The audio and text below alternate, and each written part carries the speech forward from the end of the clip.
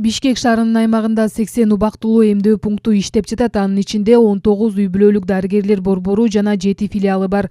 Мындан сырткары калктын саламаттыгына кам көрүү жана өз учурунда медициналык жардам көрсөтүү максатында 12 мобилдик топ иш алып барууда.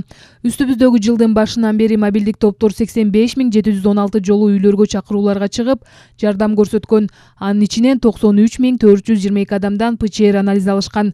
Ал эми атайын маалымат борбору күнүгө 24 саат бою иштейт. Акыркы күн суткага мобилдик топтор 228 учурга чыгышып, 256 адамдан ПЧР анализин алган.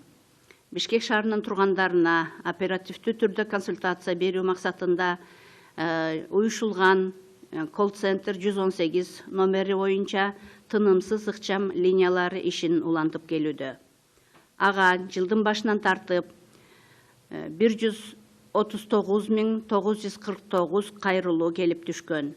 Анын ичинен 48.556 учурунда ковидке байланыштуу учур болгондугуна байланыштуу 118 номердин операторлору мобилдик топторго беришкен.